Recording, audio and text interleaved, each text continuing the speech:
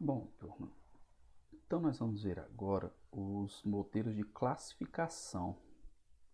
Então, nos estudos de classificação, cada amostra é descrita por um conjunto de medidas experimentais, que são aqueles nossos atributos, que é a nossa boa e velha matriz X, né, que a gente já viu desde o aprendizado não supervisionado e os modelos de regressão.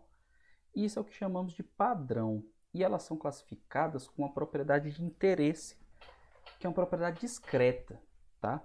Então, por exemplo, bom ou ruim, verdadeiro ou falso, ativo ou não ativo. E aí a determinação da propriedade de interesse ao atribuir uma amostra à sua respectiva classe é o que a gente chama de reconhecimento, tá? Então você reconhece que uma determinada amostra, que um determinado exemplo é de uma determinada classe. A gente está reconhecendo, com base nas propriedades daquela amostra, que ela pertence a uma determinada classe. Então, nessa análise supervisionada, seleciona-se uma série de amostras representativas de cada classe e para as quais as medidas experimentais são coletadas. E o padrão de cada uma delas é definido, que é o nosso conjunto de treinamento, né? Então, aqui muito parecido com o que a gente viu para os modelos de regressão, só que agora a gente tem variável, a nossa resposta ela é discreta, a diferença é só essa. Então, por exemplo, o exemplo que eu estava dando lá das minhas moléculas lá, que são ativas ou, não, ou inativas, né, para uma determinada atividade biológica. Então, mata ou não mata um tumor, por exemplo. Aí, nesse caso, seria um problema de classificação, né? Então, eu calculo uma série de propriedades das minhas moléculas e sei, né, medir quem que é ativo e quem não é. Então, eu tenho um conjunto de treinamento para poder classificar novas amostras em ativo ou não ativo.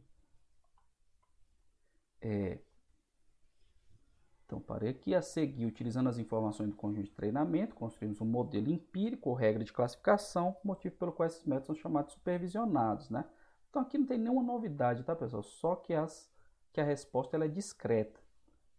E antes da utilização, o modelo empírico obtido deve ser testado para verificar a capacidade de predição das classes de novas amostras, né? Por isso, a gente também tem que usar o conjunto teste, assim como foi feito lá para regressão.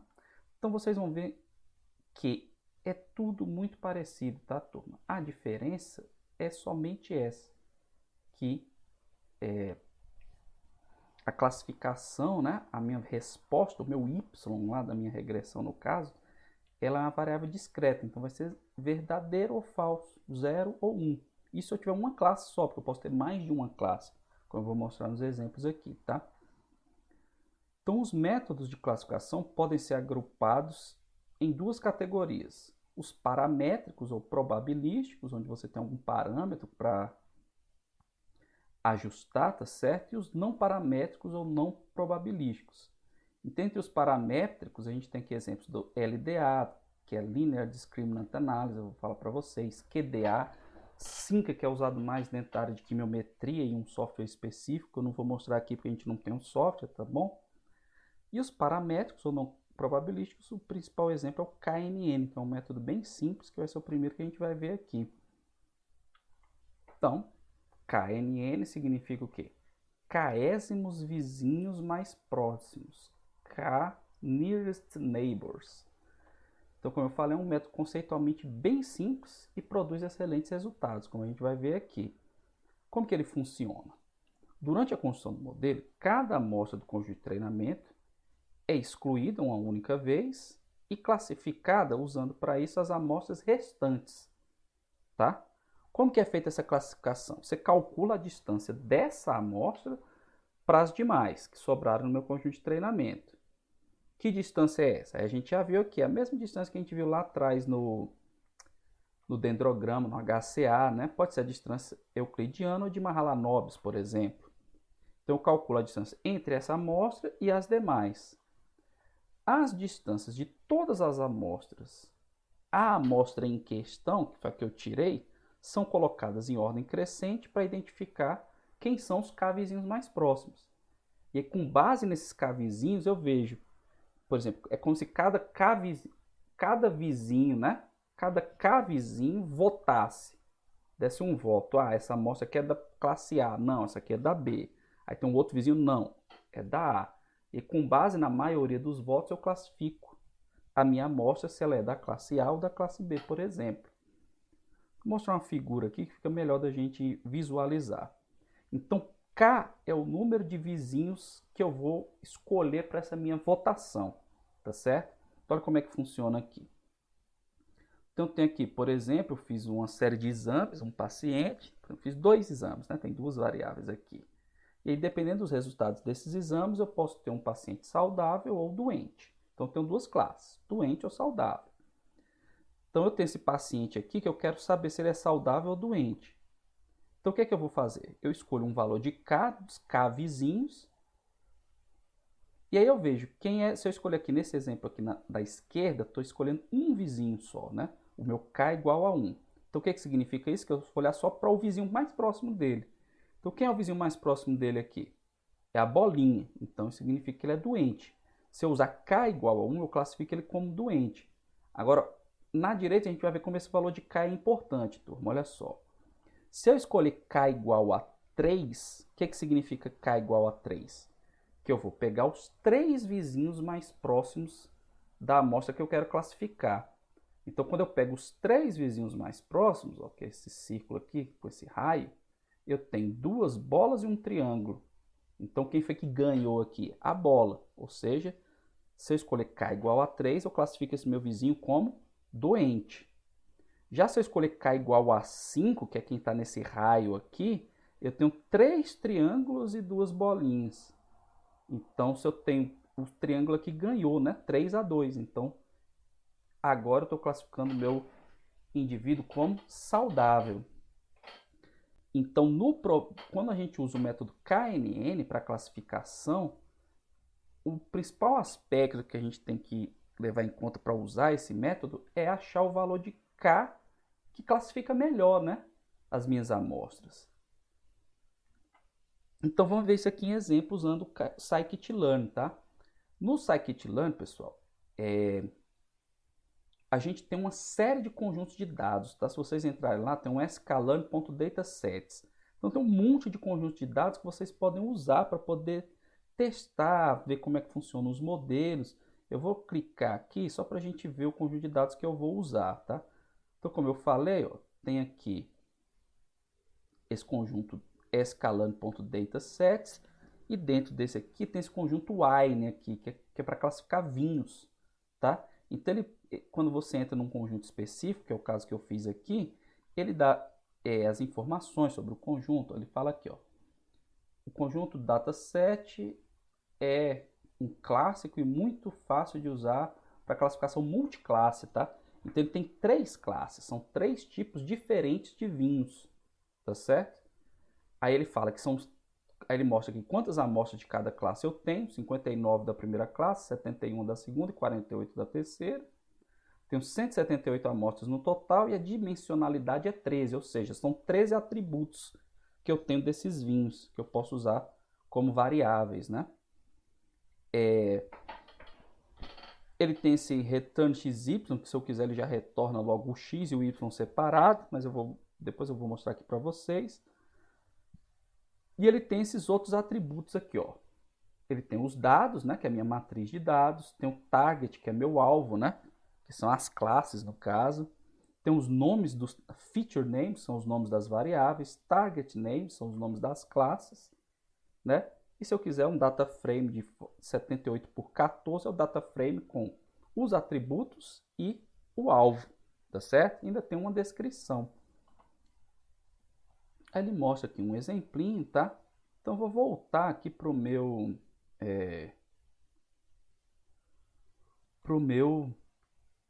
outro conjunto, para a aula, para a gente usar o conjunto, tá certo? Então vamos lá. Então, se vocês quiserem, depois podem olhar os outros conjuntos de dados que tem lá. Então, olha só o que eu vou fazer. Do dataset, eu vou importar o loadWine para poder carregar esses dados. Então, eu vou carregar aqui nessa variável vinhos. E aí eu mandei imprimir, ó, vinhos.data, .target e vinhos, para vocês verem todas as informações de maneira geral. Então, aqui, ó, vinhos.data são os valores dos atributos, tá? vinhos.target são as classes, ó, tá separado aqui, ó. 0 significa os vinhos da primeira classe, 1 para a segunda classe e 2 para a terceira classe. E aqui, quando eu mando imprimir vinhos, deixa eu sair daqui do modo apresentação, ele mostra tudo que tem lá dentro, que são aqueles atributos que eu coloquei lá, que eu estava mostrando lá na página, ó. O data são os dados, o target são as classes, aí target names, ó, simplesmente ele chamou de classe 0, classe 1 e classe 2. A descrição, né, ele fala que é dados de vinhos, de reconhecimento de vinhos, número de instâncias 178, 50 em cada uma das 3 classes, mas a gente viu que não é bem assim, né? Mais ou menos isso. E que você tem os nomes, ó, das variáveis, tem média, máximo, desvio padrão, porque tá tudo misturado. Se eu desse um print nisso aqui, ia ser melhor, porque ele com os /n, ele ia separar essas informações, tá certo? Eu acho que eu vou até fazer isso aqui. Esse atributo é o descre, né? Então seria, deixa eu ver aqui se eu consigo fazer isso aqui. Seria o vinhos ponto, deixa eu ver aqui, está dentro de um data, está dentro de um dicionário, deixa eu ver se é isso mesmo. Descre. Ó, quando eu usei o print, aí ele imprimiu tudo bonitinho. Então, ó, atributo, ó, são 13 atributos, todos numéricos. Aí quais são as informações dos atributos? É teor de álcool, de ácido málico, de cinza, alcalinidade da cinza, magnético, total de fenóis, de flavonoides, de fenóis não flavonoides e por aí vai, intensidade da cor. Aí as classes 0, 1 e 3, aí ele tem, ó, mínimo, máximo e médio de cada um dos atributos. Aí não tem atributos faltantes, né? Dados faltantes aqui, a quantidade de amostras em cada classe, né?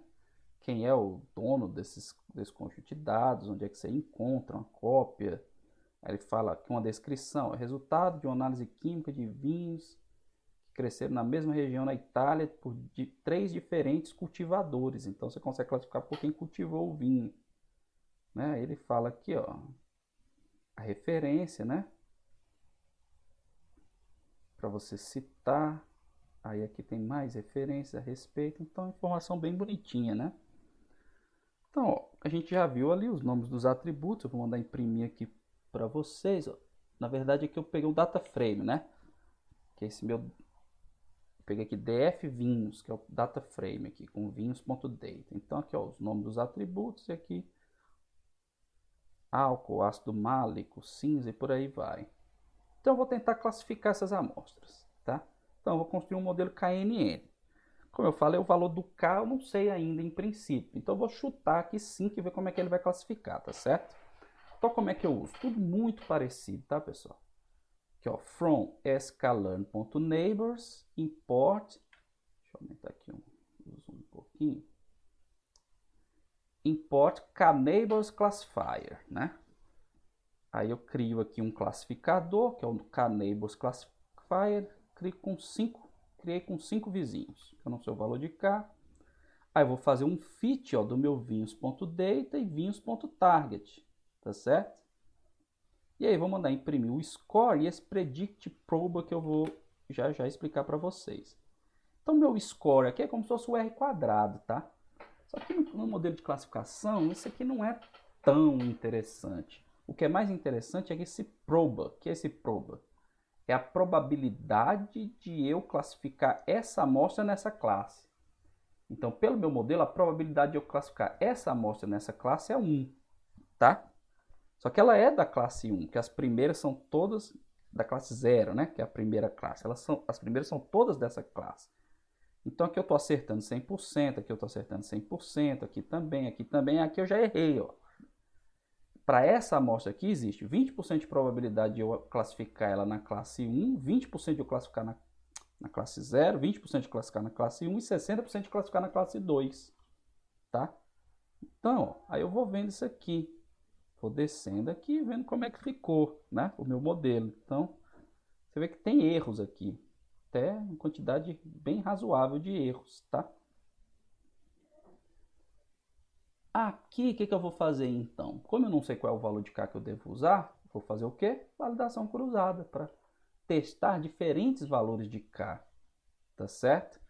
Então eu vou, ó, tá vendo? Igualzinho do Model Select, eu importo o CrossVal Predict, tá? Aí eu passo o meu CLF, o classificador que eu criei, aqui que é o meu X, vinhos.data, vinhos.target, e aqui o número de grupos, 20 grupos. E aí, ó, quando eu mando imprimir o meu KNN, que é o resultado da validação cruzada, ele manda imprimir as previsões que ele fez, tá certo? Então, por exemplo, aqui, ó, ele imprimiu certo, aquela, ó, acabou dando, ele classificou na classe 2, mas ela é da classe 0. Aí essa aqui ele errou também, porque ele vai classificar de acordo com essas probabilidades, embora aqui tenha mudado um pouco, porque o valor do K foi variando. Nesse caso aqui nem variou não, aqui eu estou usando o mesmo K, tá? Porque foi o que eu criei agora. Agora que eu vou variar, tá, turma? Que eu me enganei um pouco. Agora que eu vou variar. Como que eu vou variar? Usando o Grid Search CV. Lembra que também lá no finalzinho da aula de regressão eu estava usando ele? Aí eu passava o Random Forest, o Decision Tree, né? Os diferentes regressores. Aí aqui a mesma coisa vale para o conjunto de classificação. Eu vou fazer um KNN aqui, Grid Search CV, vou passar o meu classificador. E aqui ó, o parâmetro que eu vou variar na forma de dicionário, né? Qual é o parâmetro? Número de vizinhos, N neighbors. E aqui eu vou variar de quanto a quanto? Eu vou variar de 1 até 8, né? Range 1, 9, eu vou variar de 1 até 8. E aqui eu estou criando 30 grupos na minha validação cruzada, tá? Aí eu vou fazer um fit. Vou mandar imprimir o score e o best param, se vocês lembrarem, é o resultado dessa busca, né, da validação cruzada, qual foi o parâmetro que deu o melhor resultado. Então, quando eu executar aqui, ó, ele vai me dizer que o melhor resultado deu com um vizinho. E aqui o score está dizendo que ele acertou tudo, tá? Então, a minha validação cruzada encontrou como melhor parâmetro o valor de K igual a 1. Então, um vizinho mais próximo. Aí eu vou criar meu classificador de novo, ó, com um vizinho só, porque eu sei que é o número ótimo. Vou fazer o fit e vou fazer o predict, que agora é o meu predict proba, que vai me dar probabilidade, né? Aqui é o score, como eu falei, vai dar a mesma coisa aqui, vai dar o 1, né? Então, o score deu 1. Aí eu tô vendo aqui, ó. Agora, tá vendo que essa amostra estava errada, agora ele acertou? Então ele tá acertando aqui, ó. Tá acertando tudo, eu acho que acertou tudo. Então, ele acertou todas as amostras, tá certo? Só que esse jeito de visualizar não é legal, tá, turma?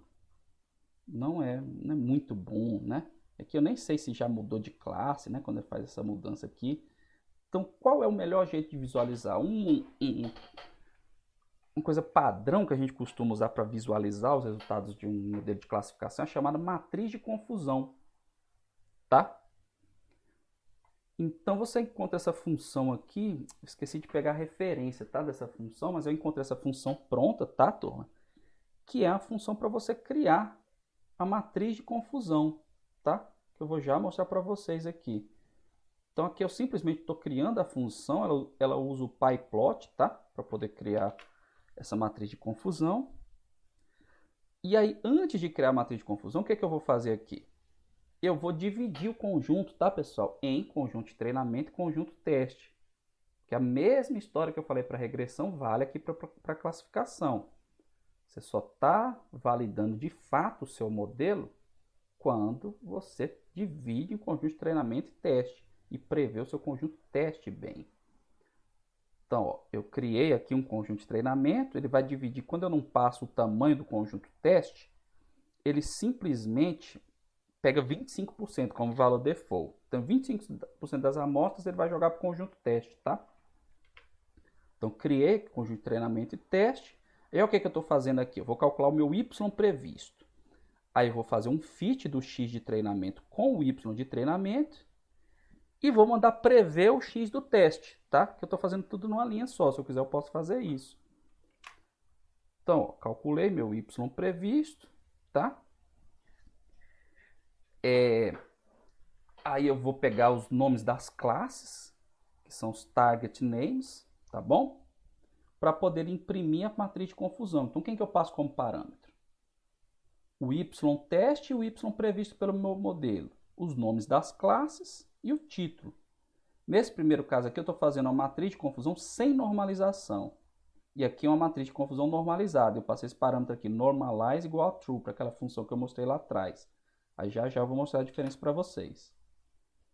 Então, ó, ele imprime aqui a matriz de confusão na forma de matriz. E aqui, turma, ele mostra na forma desse gráfico aqui, que é bem legal de visualizar. Ó. O que significa esse gráfico aqui? Que 14 amostras da classe 0 foram previstas como classe 0. 17 da classe 1 foram previstas como classe 1. E 3 da classe 2 foram previstas como classe 2. Tá certo? Então, a diagonal principal mostra o que a gente chama de verdadeiros positivos, né? Que ele acertou a classe. Agora, aqui ele errou, por exemplo. Dessas, eram 16 amostras do meu conjunto teste, aqui é para o conjunto teste. Eram 16 amostras da classe 0. Ele acertou 14, uma delas ele previu na classe 1 e outra ele previu na classe 2. Da classe 1, eram 22 amostras. Ele acertou 17, previu 1 na classe 0 e previu 4 na classe 2. E da classe 2 eram 7 amostras. Ele acertou 3, previu 3 como se fossem da classe 1 e 1 como se fosse da classe 0. E aí a matriz de confusão normalizada, você consegue ver isso como está dizendo, normalizada. Então é como se fosse a porcentagem aqui. Ele previu corretamente 88% das amostras da classe 0, ele acertou como sendo da classe 0.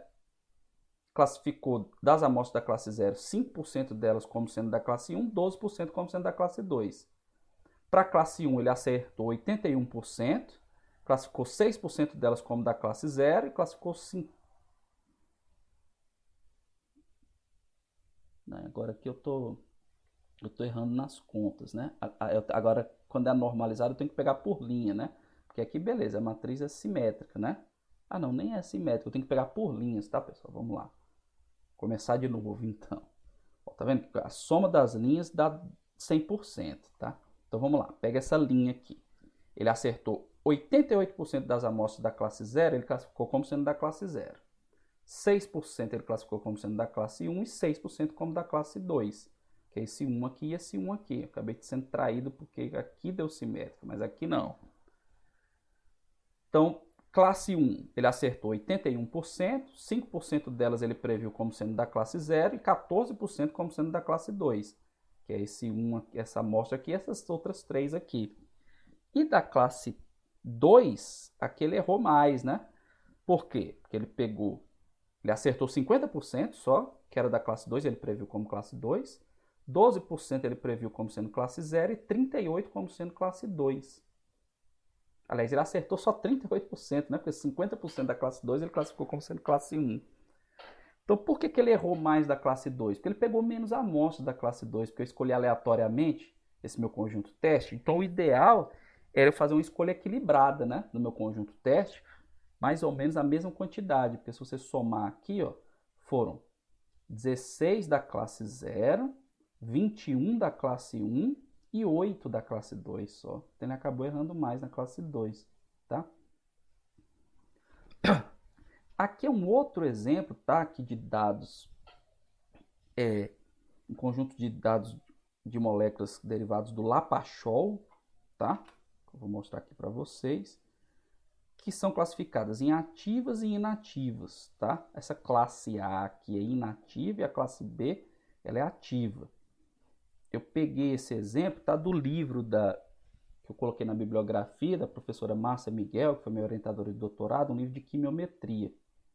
E aqui são energias de orbitais, tá? Então, esse modelo tenta relacionar as energias dos orbitais com a classificação da molécula em ativo ou inativo. Então, eu vou aplicar aqui o mesmo procedimento, tá? Primeiro eu vou ajeitar meus dados. Quem é meu X? Ó? Como a primeira coluna é a classe, o meu X vai ser a partir daqui, né? Dessa coluna para frente. Por isso que eu coloquei aqui, ó, de 1 para frente. E o y vai ser 1 quando a classe for igual a b e 0 caso contrário. Então, por isso que eu falo int classe igual a b for classe in lap.lock classe. Tá? Estou usando compreensão de listas aqui. Aqui é só para mostrar para vocês que o x ficou só com os valores numéricos. E o y é um vetor de zeros e uns, uma lista de zeros e uns. Então, aqui são as moléculas inativas e aqui são as moléculas ativas. Aqui é um problema só de duas classes, né? Classificação binária. Então, aqui, nesse caso aqui desses dados, eu preciso autoescalar, tá? Então, mesmo processo que a gente viu lá para regressão, autoescalei os dados. E aqui eu já vou direto fazer a validação cruzada, tá? Vou testar 1 a 8 vizinhos e 10 grupos de validação cruzada, para ver o que ele vai me dar. Então, ele me deu aqui que o melhor número de vizinhos são 2 vizinhos, tá? Aí aqui, turma, em vez de usar a separação aleatória do conjunto de treinamento e conjunto de teste, eu usei a que está lá no livro, tá, turma? Como eu falei, era essa referência, professor, o livro de quimiometria da professora Márcia Miguel, da Unicamp. Então lá ela fala que as amostras do conjunto teste são essas. Então, para escolher as do conjunto de treinamento, o que é que eu faço? São todas as amostras do conjunto, se elas não tiverem no conjunto teste, tá? Do conjunto total, que vai de 1 a 25, né? Se você olhar aqui, ó. Na verdade, até 26, né? Então, eu tenho que colocar aqui 27, tá certo? Então, vai de 1 a 27. Deixa eu ver se está começando do 1, né? 1. Então, de 1 a 26, então range até 27, se essa amostra não tiver no conjunto teste que eu defini previamente, tá?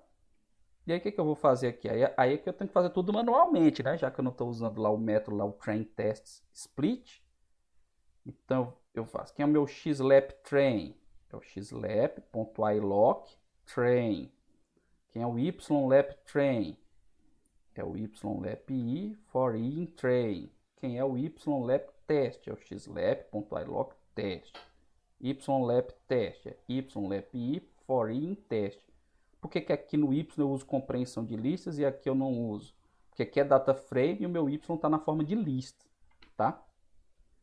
E aí eu vou e faço a previsão, né? Eu faço um fit transform já. Xlap train A. Ah, não, aqui não é previsão não. Aqui eu estou autoescalando a matriz de treinamento, tá? Então, xlap train A, eu estou fazendo um scaler.fit transform xlap train. Então, vamos lá. Ó, deu index out of bounds, então tinha que ter deixado 26 mesmo. Depois eu vou conferir por que tá assim, tá, pessoal? Por isso que não era à toa que estava 26, né? Então tá aqui, ó, as amostras do conjunto de treinamento, né? E as do conjunto teste. Então, por algum motivo, eu não posso pegar essa amostra 26 aqui. Engraçado.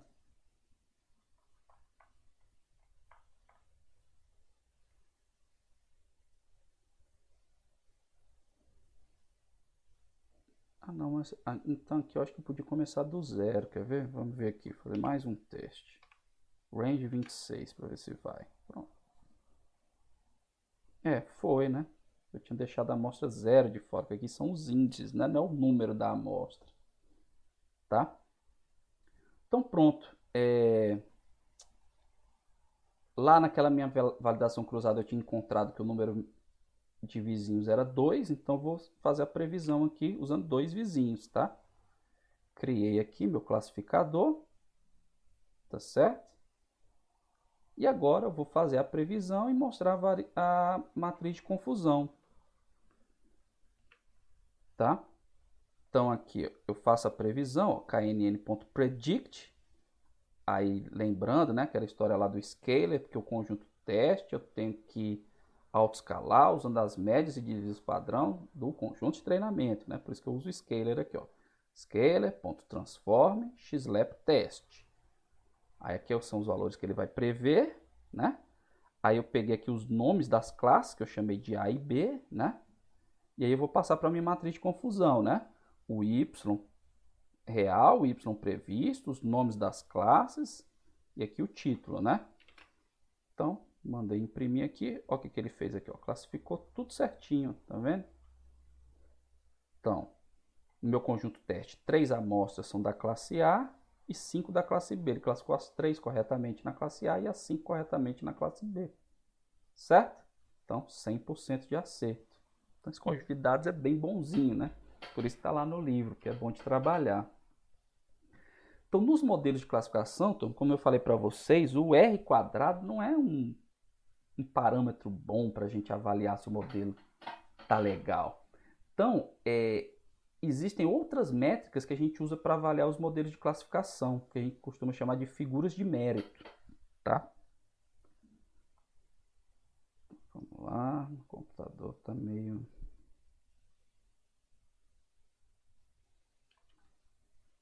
Aqui estava muito grande. Então, a primeira delas é a chamada sensibilidade. Então, como eu falei para vocês, está em alta essa questão do teste de Covid, se deu positivo, negativo. Aí vocês devem ter ouvido falar desses termos, né? Sensibilidade do teste. Então, a sensibilidade, também conhecida como precisão ou taxa de verdadeiros positivos, é uma medida de quão bem o modelo é capaz de classificar corretamente as amostras que realmente apresentam características de interesse. Então, por exemplo, teste de Covid é você classificar corretamente quem está com Covid, né? Então, quando você classifica corretamente, esse número é o número que a gente chama de verdadeiros positivos, tá? Então, a sensibilidade é o quê? É o número de amostras classificadas corretamente como positivas em relação ao número total de amostras que foram classificadas como positivas. Então, quem foram as amostras que foram classificadas como positivas? As que são positivas, que é o que a gente chama de verdadeiro positivo, mais os falsos negativos, né? Porque eles são negativos, mas foram classificados falsamente como positivos. Então, é essa porcentagem aqui que é o que a gente chama de sensibilidade do meu modelo de classificação. E a especificidade ou seletividade nos informa a habilidade do modelo em identificar corretamente amostras que não são da classe de interesse. Então, são os negativos, né? Que ele classificou, por exemplo, que eu não tenho Covid. Então, vai ser o quê? É o número de verdadeiros negativos sobre o número total de amostras classificadas como negativas. Quem são as amostras que foram classificadas como negativas? As que são verdadeiras negativas e as falso positivas, né? Que são as que são positivas e foram classificadas falsamente como negativas. E a exatidão é uma ideia geral do meu modelo, levando em conta as duas classes, a positiva e a negativa. Então, o número de amostras que ele acertou dividido pelo número total de amostras, né? Então, o que ele acertou? Verdadeiro positivo mais verdadeiro negativo. E o número total são as verdadeiras positivas, verdadeiro negativo, mais falso positivo, mais falso negativo. Que vai ser 100 menos a sensitividade mais a seletividade. Então, essas são as métricas que a gente costuma usar em modelos de classificação. E a matriz de confusão, você bate o olho para ela, ela praticamente já te informa isso aí, né? A sensibilidade e a seletividade. Se você olhar aqui, é porque o exemplo anterior deu 100%, né? Mas a gente vai usar outros modelos lá para frente que não vai dar e a gente retoma isso aqui, tá bom? Outro método de classificação bastante usado, né? Que são um dos métodos paramétricos que eu falei lá atrás, é a chamada análise discriminante linear, que é a LDA, Linear Discriminant Analysis. Então, nessa análise, a gente deseja definir uma superfície de decisão de modo que as amostras de uma classe estejam de um lado do hiperplano e as amostras da outra estejam do outro lado. Então, dependendo da dimensão dos meus dados, eu crio um hiperplano, por exemplo, pode ser uma reta, onde eu tento separar as amostras de uma classe das amostras de outra classe, tá? Aí, como que esse hiperplano é criado para tentar separar as amostras? Ele é definido de modo a maximizar a variância entre as classes e minimizar a variância dentro de cada classe. Então, como é um aprendizado supervisionado, eu sei quem é cada classe, posso calcular a variância dentro de cada classe e a variância entre as classes. E aí o meu modelo ele vai tentando construir um hiperplano que separe a amostra de classes diferentes e mantém a amostra de mesma classe do mesmo lado do hiperplano. Então ele funciona mais ou menos como PCA. Ele projeta os dados no espaço de menor dimensão.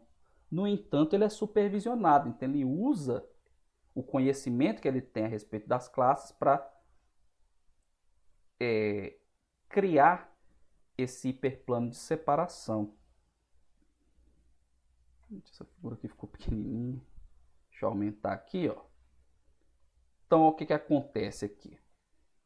Você tem aqui os dados antes da LDA e depois da LDA, tá?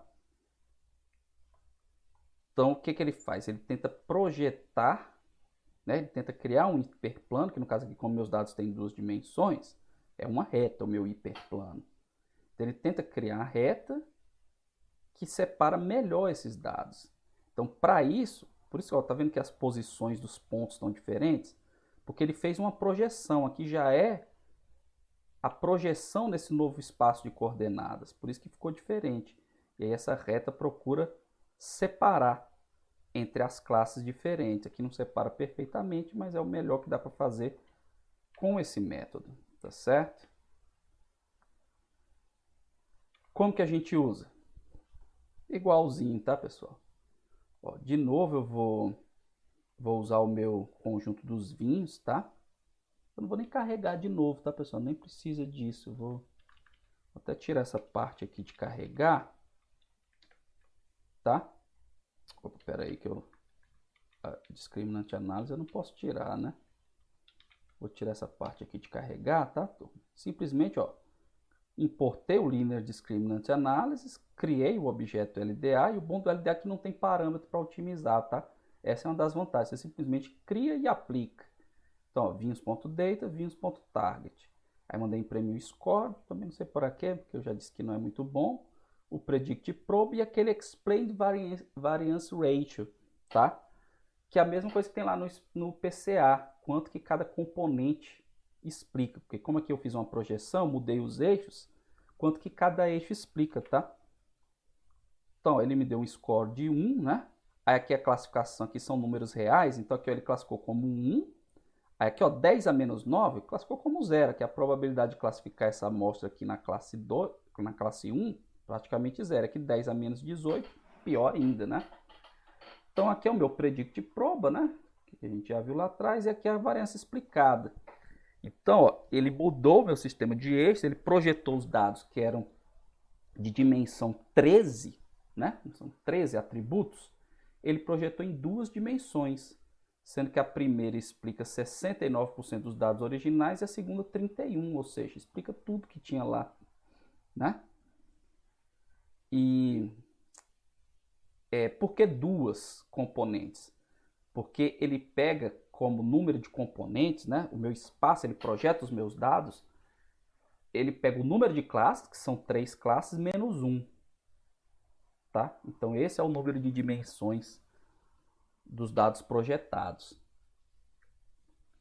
Aí aqui, turma, também eu ia fazer o conjunto de treinamento, conjunto de teste, mas eu não vou fazer não, porque eu já fiz, porque aí a gente compara o resultado lá com o do KNN. Tá certo? Então não vou executar essa célula.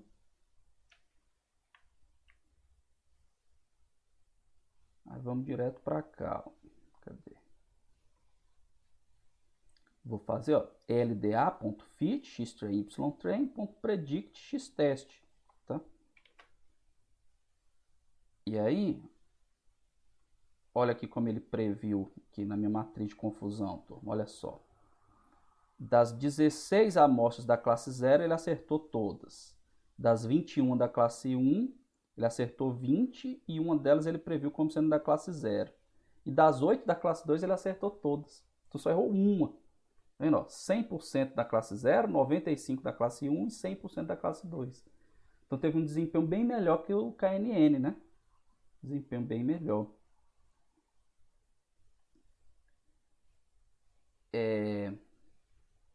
Agora eu vou aplicar a mesma coisa para o meu Lapachol, né? Aqueles meus dados de lá para Ele já tinha acertado tudo no KNN. Vamos ver se ele vai errar agora. Não, né? Acertou tudo de novo. Tá? Então, turma, aqui é uma comparação entre o LDA e o PCA, que tem lá no site do Scikit-Learn, tá? Aqui está o link. Ah, mas eu criei um notebook aqui. Aqui para os dados daquele conjunto de dados Iris, né? Lá das pétalas, sépala, né? Os tipos de flores, né? Setosa, versicola e virgínica, né? Então, quando eu executo isso aqui, ó, olha só. Aqui é o PCA, porque o PCA ele simplesmente tenta maximizar a variância dos dados, né? Então, ó, essas classes setosas, você vê que ficou bem distante, né? Mas a versicola e virgínica ficou meio misturada. E aí no LDA, ó, você observa que tem uma separação melhor entre a versicola e a virgínia. Tá? Dá pra ter quase para botar uma reta aqui, não é isso? Então aqui é um exemplo, né, de comparação do PCA com o LDA. O LDA é mais eficiente exatamente por usar a informação das classes. Tá bom? Então vamos voltar lá.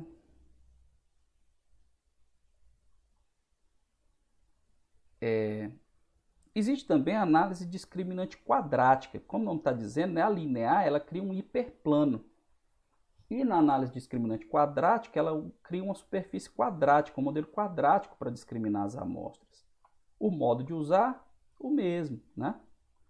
Então, do discriminante análise eu importo o quadrant, discriminante análise, criei aqui um QDA, fiz um fit, score, predict proba, né? Então, aqui o meu score já não deu 1. Não sei se ele errou alguma amostra aqui. Aqui fica difícil de ver, né? Então, o que eu vou fazer aqui, ó? Vou fazer um fit do xtrain com ytrain, predict para calcular o meu ypred e vou plotar as matrizes de confusão. Então, lá ele tinha dado um score menor que 1, mas aqui, ó, ele acertou tudo. Então, esses dados, né, são melhor separados por uma superfície quadrática, né? E não por uma superfície linear. Então, tá vendo? Acertou 100% das amostras. Aqui, ó, 100%. E agora eu vou aplicar aqui os meus dados do Lapachol para ver o que vai acontecer. E acertou tudo também. Tá? Então, o QDA aqui dos 3, para esse conjunto de dados, foi o melhor que a gente teve. Tá certo?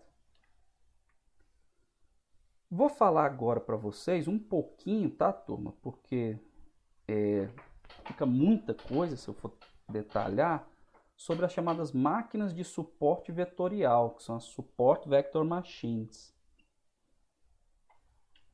Então, uma máquina de suporte vetorial, ela constrói um hiperplano ou conjunto de hiperplanos em um espaço de maior dimensão ou dimensão infinita que pode ser usado para classificação ou regressão. Então, qual é a ideia? Tá? Vou falar só qual é a ideia por trás da SVM. Intuitivamente, uma boa separação é alcançada pelo hiperplano que tem a maior distância para os vizinhos mais próximos de cada classe no conjunto de treinamento, que é a distância conhecida como margem, tá? Então imagine que eu estou querendo separar aqui os dados azuis dos vermelhos, aqui marrons, não sei como é que está essa cor aqui. Qualquer reta aqui nessa região separa, né, meus vizinhos, mas para eu prever uma amostra nova, qual é a melhor separação? É uma reta somente? Não, é eu pegar esse plano aqui que maximiza essa distância aqui entre as margens, né? O que é a margem? É a reta que passa, né, pela amostra, pela última amostra dessa classe e a outra reta que passa pela última amostra dessa classe, tá? E aí o nome máquina de suporte vetorial até não é nem máquina de suporte vetorial, seria máquina de vetor de suporte, tá, turma? Porque o que são os vetores de suporte? São essas amostras aqui. São elas que são usadas para calcular essa margem e tentar maximizar essa margem. Tá certo? Como que a gente usa aqui no Scikit-Learn? Como eu falei, do mesmo jeito que a gente usa os outros modelos de classificação, tá, turma? Então, como eu falei que eu não vou ter tempo de explicar os detalhes, eu vou mostrar que isso está disponível no Scikit-Learn, como que a gente usa, e aí fica para vocês, em seguida, tiverem interesse, aprofundar os estudos para saber como usar melhor esses métodos, tá? Então, ó, vou importar aqui, que é o SVC, que é Support Vector Classifier, tá? Aí ele tem esse parâmetro gama aqui, scale, que é... Ele tem, que aí depende da equação, que eu não mostrei as equações aqui, tá, pessoal? Então lá tem um gama, e aí dependendo do método que você está usando, ele escolhe um tipo de gama, tá certo? Aqui eu faço o fit, ó, usando os dados do Vim, score e predict. Então, ó, ele não deu um score bom e a gente já vê aqui alguns errinhos, né, na classificação. Por quê? Porque eu não otimizei nada aqui, tá, pessoal? Eu peguei os valores padrão da minha máquina de vetor de suporte. Aqui eu vou fazer a previsão usando essa mesma máquina de vetor de suporte, sem otimizar nenhum padrão, para o conjunto teste. Mesmo sem otimizar, até que não foi ruim, ó.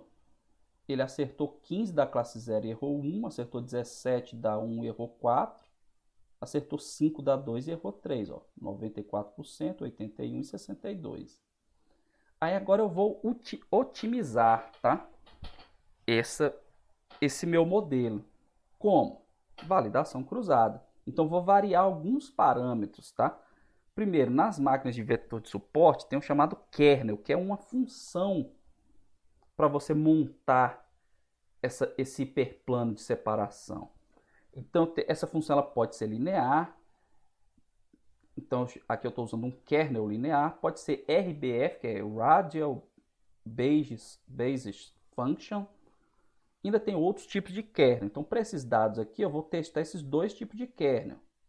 Por isso que eu falei, vocês aprofundando os estudos de vocês, vocês vão entender melhor e poder usar tipos diferentes de kernel, mexer nesses parâmetros aqui para tentar fazer uma classificação melhor. E ele tem um parâmetro C na equação lá, que eu vou escolher entre dois valores, 1 e 10. De novo, eu não mostrei a equação, não dá para a gente entender bem o que é isso aqui.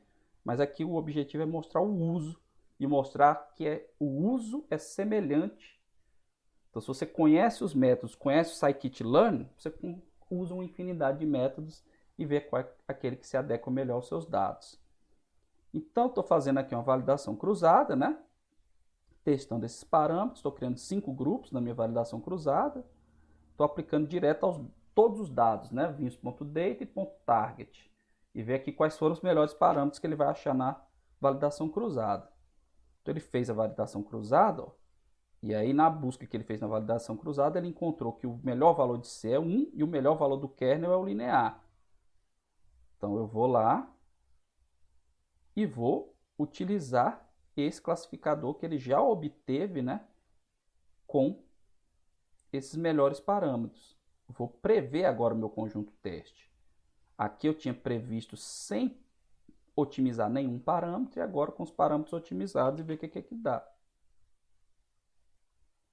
Então, olha como melhorou aqui.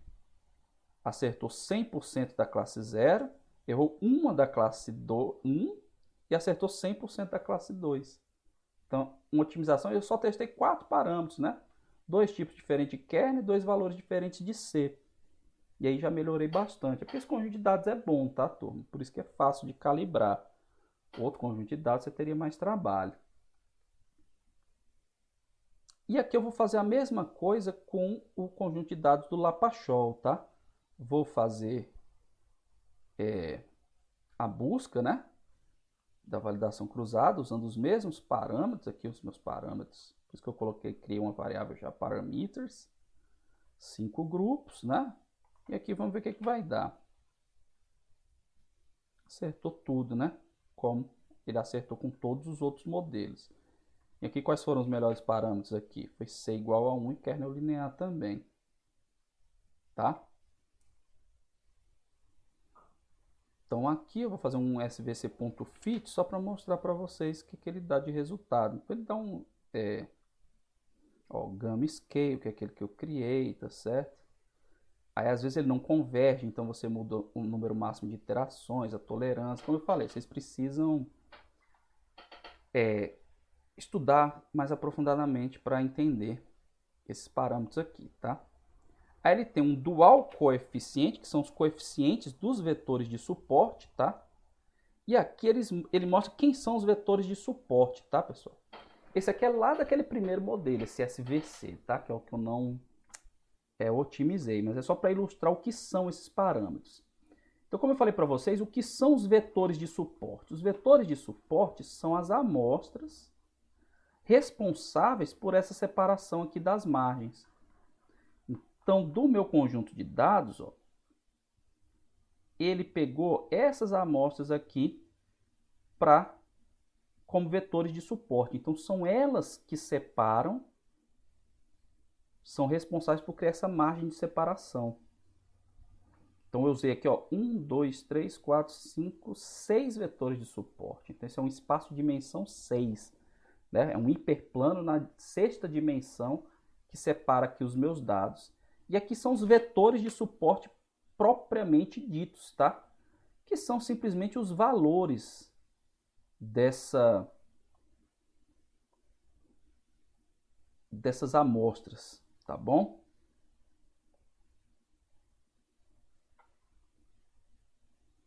E aí, quando eu multiplico esses coeficientes por esses vetores de suporte, eu encontro os valores responsáveis por essa separação. E aqui é o resultado que eu obtenho quando eu faço o meu fit transform, né? Aqui no caso o scalar, né? Já agora eu entendi porque que eu fiz isso aqui. Que foi exatamente para comparar que aqui os meus vetores de suporte estão com os dados autoescalados. Por isso que eu autoescalei aqui o meu conjunto de treinamento para mostrar para vocês, ó, que aqui são os do Lapachol, né? Ó, SVC eu falei que era o lá atrás, não, SVC foi o que eu acabei de criar do Lapachol. Então, ó, observem aqui, ó, isso aqui foi exatamente para mostrar isso, ó. Ele não selecionou a amostra 0, então esse primeiro vetor de suporte são os valores da amostra 0, ó. Pode ver que vai ser igualzinho aqui, ó. Tá? Menos 0,74, menos 0,94, menos 0,9, menos 0,9, menos 0,41. O próximo vetor de suporte é a amostra 4. Então, ó, 0, 1, 2, 3, 4. Então, é essa amostra aqui. Menos 0,64, menos 0,89. Estão vendo aqui? Isso aqui é para ilustrar, tá? Aquilo que eu falei para vocês, que os vetores de suporte são o quê? As amostras responsáveis por essa separação. Tá certo? E aí eu tenho um coeficiente para cada amostra, tá? Que aqui é o quê? Esses coeficientes são os pesos de cada amostra nessa separação, que é feita aqui pela máquina de vetor de suporte. Tá bom? Então, como eu falei, não entrei em detalhes, talvez fique meio confuso, mas o objetivo é aquele que eu falei para vocês. Saber que está disponível no Scikit-Learn, que você pode estudar, ver como funciona, ver como que cada parâmetro desse quer dizer, como que interpreta, como obter modelos melhores, tá bom? Para finalizar aqui, turma, eu vou falar um pouco também, só um pouco, também não vou entrar nas equações das redes neurais artificiais. Tá certo?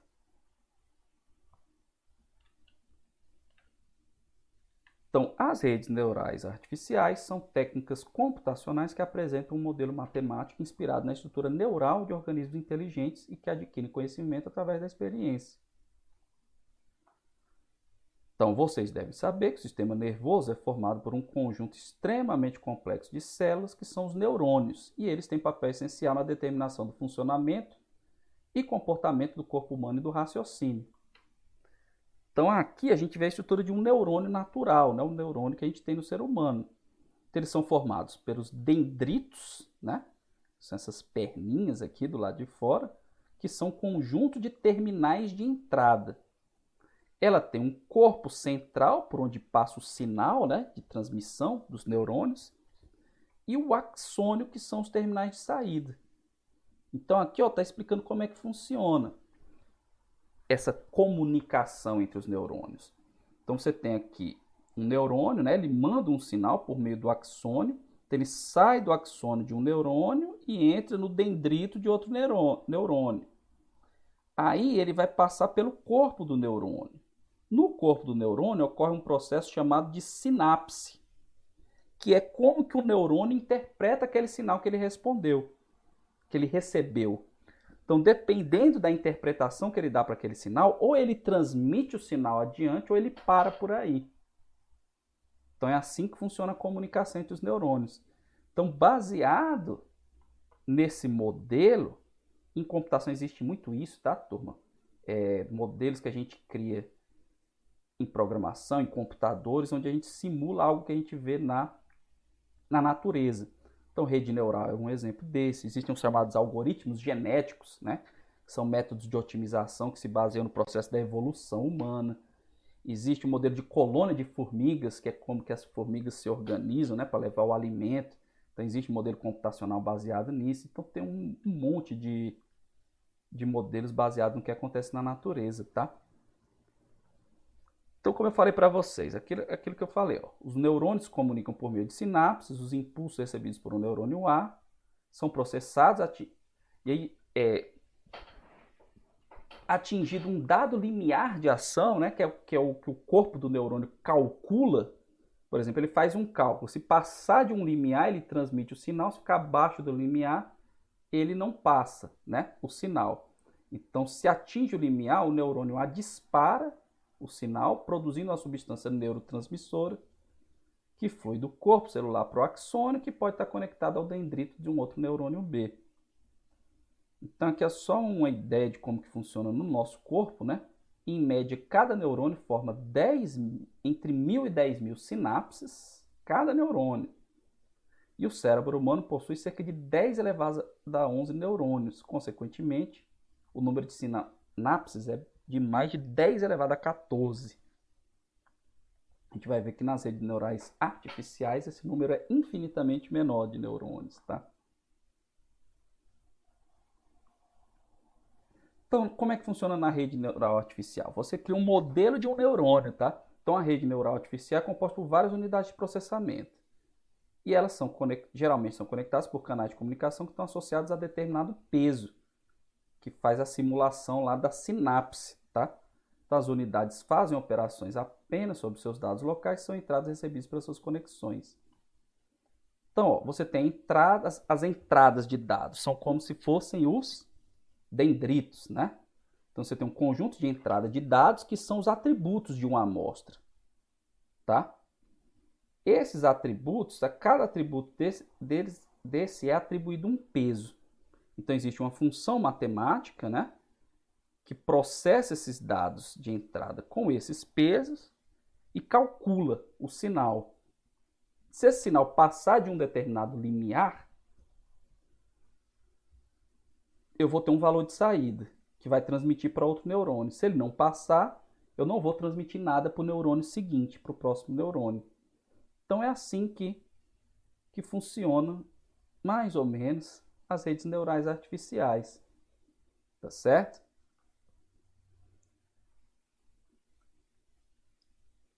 Essas redes neurais costumam ser organizadas em camadas, com unidades que podem estar conectadas às unidades da camada posterior. Então, está aqui um exemplinho aqui. Ó. Você tem um objeto com dois atributos, duas variáveis. Aí eu tenho aqui, ó, duas camadas intermediárias com 4 neurônios cada. Então, cada ligação dessa aqui tem um peso, então cada neurônio vai ter uma função matemática aqui, que é a função limiar, que ela pode ser uma função sigmoidal, pode ser uma função tangente hiperbólica. Então, tem várias funções matemáticas usadas para modelar esse cálculo desse limiar, se passa ou não passa para o neurônio seguinte. Então, você vai, dependendo do sinal, eu passo para o neurônio seguinte com os pesos entre as camadas, entre os neurônios das camadas intermediárias. Processo novamente até obter um dado de saída, tá? Até obter o dado de saída que eu tenho interesse. Já vou mostrar um exemplo para ficar mais fácil de entender. Então, geralmente, as camadas são classificadas em 3 grupos. Camada de entrada, onde os padrões são apresentados à rede, né? Tem entrada de dados. Camadas intermediárias ou escondidas, que são chamadas hidden layers, onde é feita a maior parte do processamento através das conexões ponderadas. Podem ser consideradas como extratoras das características, né, das features que estão entrando por meio dos dados de entrada. E a camada de saída, onde o resultado final é concluído e apresentado. Então, está aqui um exemplo, como eu falei para você, para ficar mais fácil de entender. Isso aqui é o esquema de treinamento de uma rede neural que tenta fazer a previsão de um número que eu desenhei, né? Que eu fiz à mão, com letra cursiva, e mapear no número correto, né? Então, por exemplo, eu desenhei o 2, né? Então, como é que eu faço para treinar a minha rede neural para ela reconhecer o 2? Eu coloco uma imagem, né? A imagem desse 2 que eu escrevi com a mão é o meu dado de entrada aqui para a minha rede neural, tá certo? Como é que são esses dados? Vocês devem saber que uma imagem, ela pode ser convertida numa matriz, né, de pixels. Cada pontinho da imagem é um pixel. Por exemplo, se a imagem for preta e branca, que é o caso aqui do número, né? Eu posso atribuir o pixel valor 0 quando não tem nada e o valor 1 onde tem alguma coisa. Então aqui, ó, nesse ponto aqui da matriz, tá 0, já nesse ponto aqui tem um monte de 1s, né? Então toda essa minha matriz aqui vai servir de entrada de dados. Então esses dados vão entrar, vão passar pelos neurônios que vão processar, que está com uma camada só, tá, turma? Então eles vão processar esses dados, eu vou treinar a rede. E aí eu vou dizer, olha, esse número aqui é o 2. Aí como é que funciona o treinamento da rede? Ele passa por um processo aqui de iterativo. Você tem várias iterações. Então ele vem aqui, vê que número foi que ele classificou. Calcula o erro em relação ao valor esperado e aí ele modifica esses pesos. Ele vai alterando esses pesos de modo a minimizar o erro, né, que é o valor previsto pela minha rede, comparado com o valor esperado. Aqui eu estou dando só um exemplo, mas aqui eu poderia ter vários 2 desenhados, né? Então eu teria várias amostras de entrada, tinha que dar 2, e aí eu vou minimizando esse erro. E além do 2, eu podia estar classificando o 3, o 4, o 5. Então eu tento minimizar esse erro, tá certo? Então, parecido, a ideia é sempre bem parecida, tá? Que a gente vê nos outros modelos de classificação, de regressão, tá bom? E aqui, turma, está um exemplo de uma rede. O exemplo anterior era de uma rede com uma camada só, né? Esse exemplo aqui é com a rede multicamadas, que é chamada Perceptron Multilayer. Então, essa rede aqui foi uma das primeiras que surgiu, o primeiro tipo de arquitetura de rede, que é um chamado Perceptron. Esse esquema aqui é chamado de Perceptron. E aqui eu tenho um Perceptron multicamadas, que eu tenho mais de uma camada escondida, de uma camada intermediária. Então, Perceptron multicamadas, né, Multilayer Perceptron, por isso o MLP, é um algoritmo de aprendizado supervisionado que aprende uma função de RM em RO por meio do treinamento de conjunto de dados em que M é o número de dimensões de entrada e O é o número de dimensões de saída. Então, dado um conjunto de características x1, x2, xm, né, M atributos e uma resposta desejada Y, ele pode aprender uma função não linear aproximada para classificação ou regressão. Então, quanto mais camadas eu tenho, mais complexa é a minha rede, mais vai demorar para processar, mas em consequência eu vou obter um modelo melhor de aprendizado, tá? E o modo como as camadas vão processando os dados funciona mais ou menos dessa maneira aqui, ó. Suponha que eu quero separar aqui entre classe A e classe B, né? Então eu posso ter 2 tipos de saída, por isso tem 2 saídas aqui, ou é classe A ou é classe B. Então dependendo dos valores que vão surgir aqui, vão ser processados, ou a minha saída vai vir para cá ou ela vai vir para cá, tá? Então cada camada ela vai aumentando a complexidade da separação. Então nesse exemplo aqui está sendo ilustrado da seguinte maneira: a primeira camada ela cria esses hiperplanos aqui, ó, estão vendo? São essas linhas pontilhadas, né? No caso, meu hiperplano aqui é uma reta. Na segunda camada, ele já determina essas superfícies aqui, ó, de separação. Então, definir esses tipos de superfície. Na terceira, já pegou essa outra superfície aqui, que está separando, ó, perfeitamente meus dados. Então, quanto mais camadas eu tenho, turma, mais complexa é a rede e melhor provavelmente é o meu aprendizado. Tanto que vocês devem ter ouvido falar, não sei se já ouviram falar, no chamado Deep Learning ou Deep Neural Network, né? Redes neurais profundas, aprendizado profundo. O que é isso? Nada mais é do que, com o aumento da capacidade de processamento dos computadores, você consegue construir redes neurais mais complexas, com várias camadas. E aí você consegue processar um volume enorme de informação e construir modelos de classificação mais robustos, tá certo? E aí, para finalizar, eu vou executar o exemplo aqui com a rede neural, tá? Então, vou usar aqui o conjunto de dados dos vinhos, tá? Não vou nem executar isso aqui, porque a gente já fez, né? Então, como é que eu uso? From sklearn.neural network import MLP classifier, que é o classificador multilayer perceptron. Então, aqui é o algoritmo que ele usa para convergir, no caso dos pesos, que ele tem vários algoritmos lá, como opções, a gente usa esse. Se você olhar na documentação lá do scikit-learn, você vai ver que para conjunto com poucas amostras, que é o nosso caso, esse algoritmo aqui é considerado melhor, o LBFGS, tá? Aí ele tem esse parâmetro alfa, que eu estou colocando como 10 a menos 5, que é um parâmetro de otimização da rede. Aqui eu estou usando duas camadas intermediárias, cada uma com 15 neurônios, tá certo? E aqui o número máximo de iterações, porque quando eu fui executar a primeira vez ele não convergiu, tá? Porque quando é que a rede para de treinar?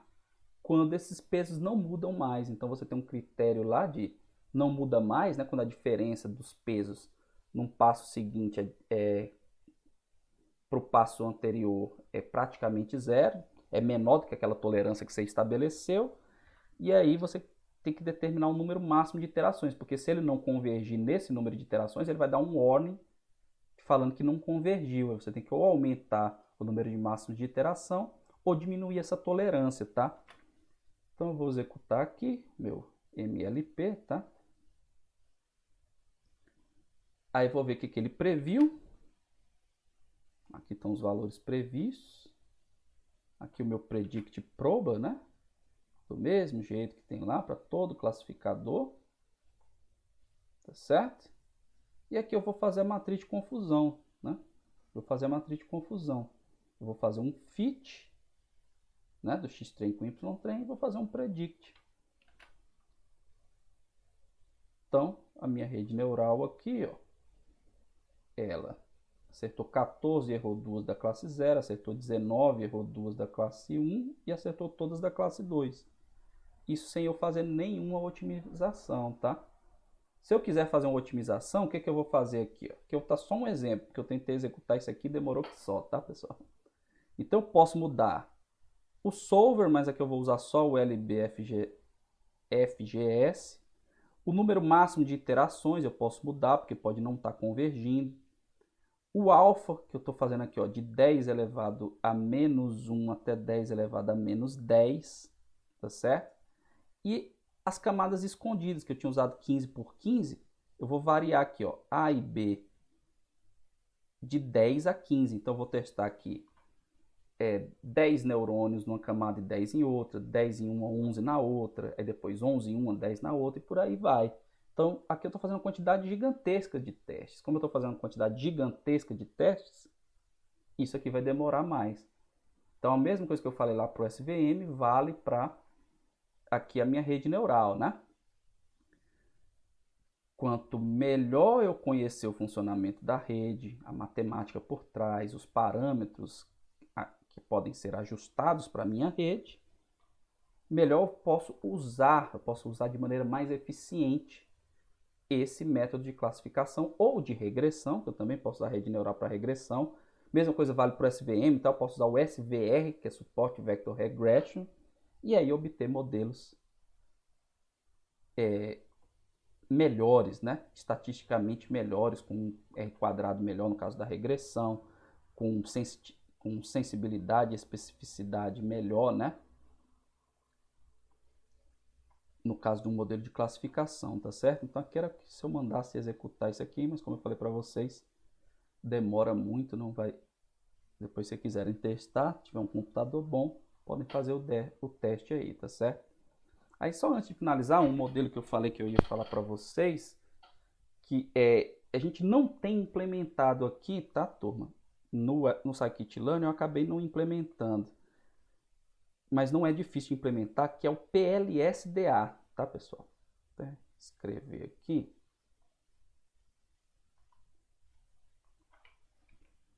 Para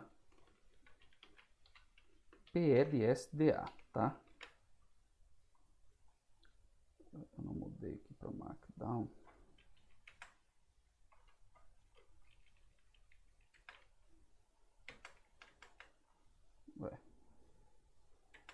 Agora sim. Então, o que é o PLSDA? É o PLS Discriminant Analysis. Então, a gente viu lá atrás, na regressão, a regressão PLS, que é um modelo muito bom, né? E na química é praticamente unanimidade. E na química também é muito usado o PLSDA, que é um modelo de classificação. Como que funciona esse modelo de classificação? É você aplicar o PLS, fazer a regressão, só que no lugar do Y você usa zeros e uns, tá? Então, por exemplo, você quer classificar lá o meu Lapachol lá que eu mostrei para vocês. Então eu coloco ativo como 1 e inativo como 0 e faço um PLS. Esse modelo PLS, como ele é contínuo, ele não é discreto, ele não vai prever zeros e uns. Mas aí eu posso estabelecer um limiar de separação. O limiar mais óbvio seria 0,5, né? Se o meu modelo prevê que deu mais que 0,5, eu classifico como 1. Se deu menos que 0,5, eu classifico como 0. Tá certo? Então, o PLSDA nada mais é do que isso. Então, não tem implementado no scikit-learn, mas não é difícil de implementar. É só você fazer um PLS com y, zeros e uns e depois ajustar a previsão a esse critério que você adotou, tá certo? Então, só para não deixar de mencionar um método que é bastante usado na química, tá bom, turma? Então, era isso que eu tinha para falar para vocês dessa parte de aprendizado de máquina. Realmente é muita coisa mesmo. Eu mostrei, só mostrei mesmo, passei aqui voando por diversos métodos de regressão e de classificação. Aí só mencionando aqui os de regressão, eu falei lá de Random Forest, Decision Trees, né? Isso eu posso usar como classificadores também, tem no scikit-learn. Do mesmo modo que eu acabei de falar que a rede neural e o SVM tem também para regressão. Então, praticamente tudo que você tem para regressão, você tem para classificação. Até KNN tem um KNN Regressor lá no scikit-learn, tá certo? Então, é uma infinidade de métodos realmente para falar sobre eles e aprofundar. Acho que seria outra disciplina só sobre isso. Então, a ideia era mostrar para vocês como que funcionam esses métodos, a ideia geral, como que você usa do scikit-learn, implementa e pode aplicar os dados de vocês para construir algum modelo de previsão, né, de classificação ou de regressão, tá certo? Então, era isso que eu tinha para falar aqui para vocês, tá certo?